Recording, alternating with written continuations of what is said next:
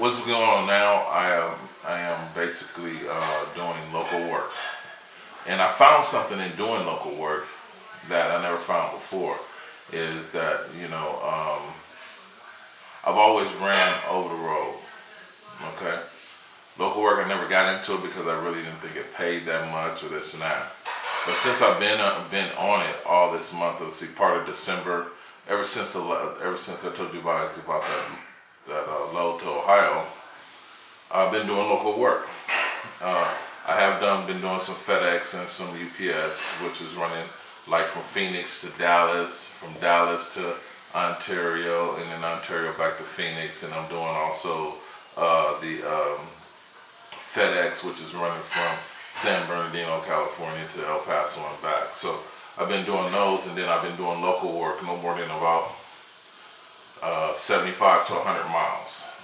Okay, and that stuff seems to be paying off. You know, they asked me if I wanted to do the FedEx for another month, so that's stabling on there, along with the local work.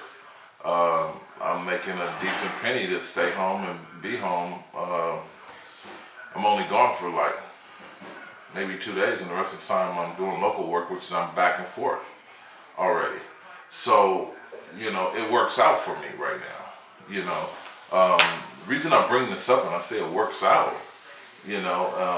is because I have a few, other drivers I know that are moving. A couple of them out of Landstar, and they're moving to the Big Orange, Snyder National.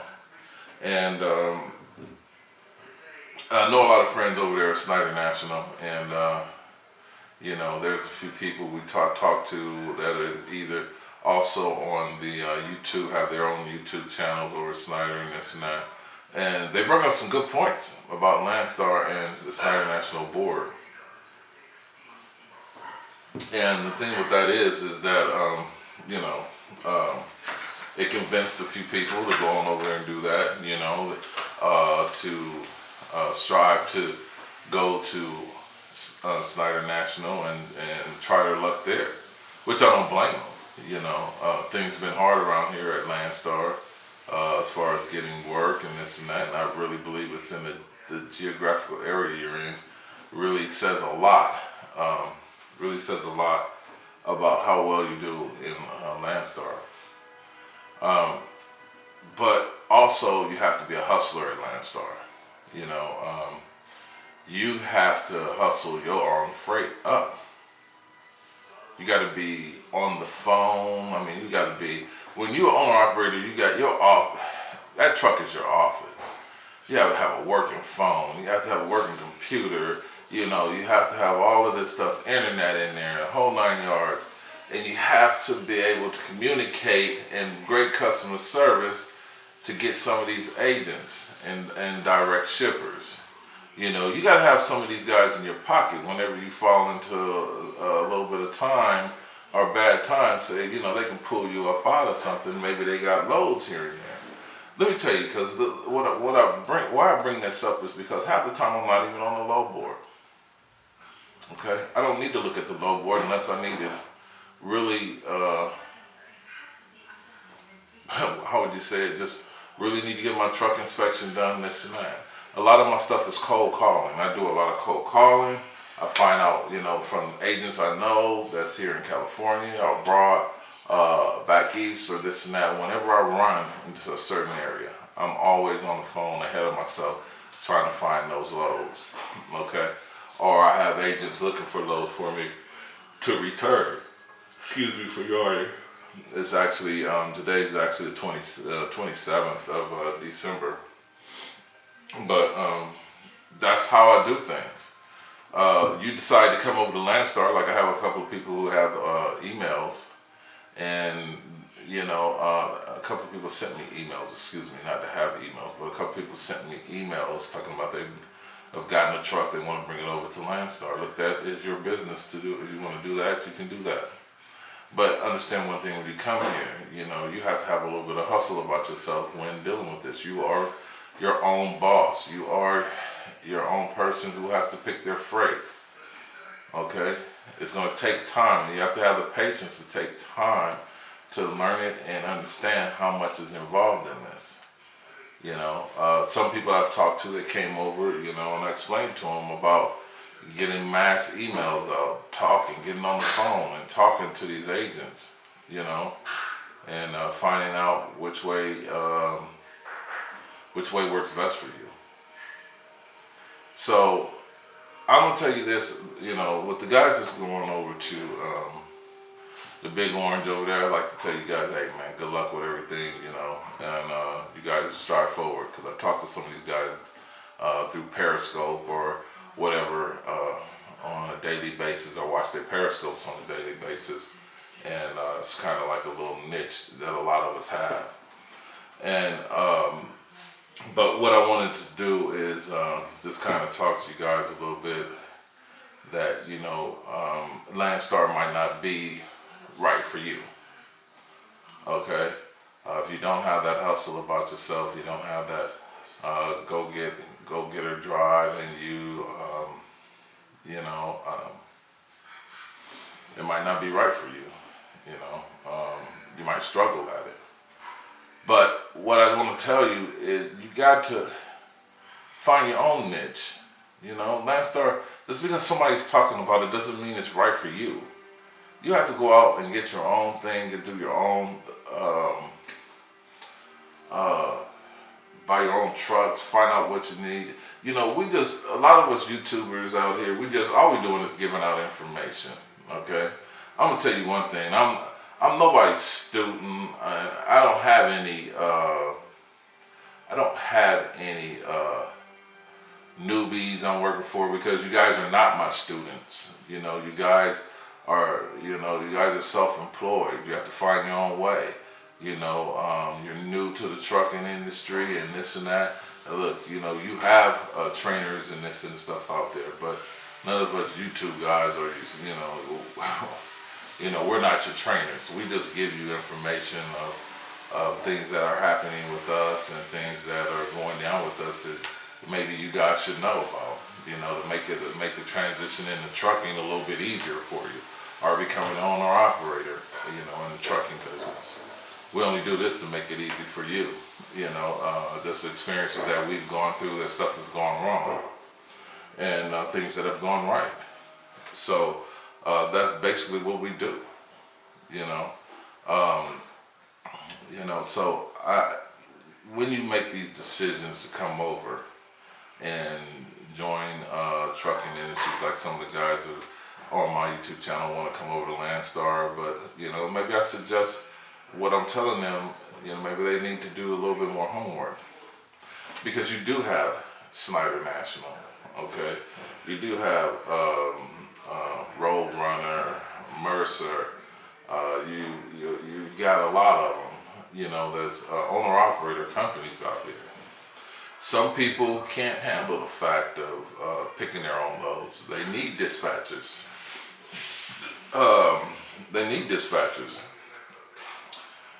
To get them dispatched out, because they're not disciplined enough to do it. I'm not saying there's something wrong with them. Using dispatchers, some people need a little bit more discipline in their work ethics, okay? But it's not to say they're doing anything wrong, they're doing something right. It's just, they just prefer it that way. So I don't knock nobody on anything that they're doing, okay? Like I said, it's about 4 people I know that's going over there. And if there is 2 of them with Landstar, and some of them with a couple of different companies that are going Big Orange. And I just say congratulations to them, man, and good luck on everything,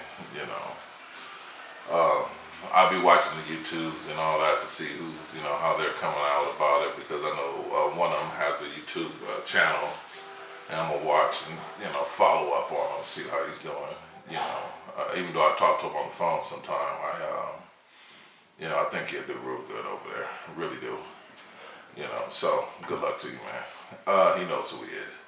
But let's go back to the other thing. I do want to bring out another video, but I'm gonna do another video because what that agent did to me really sucked. Okay, it does suck.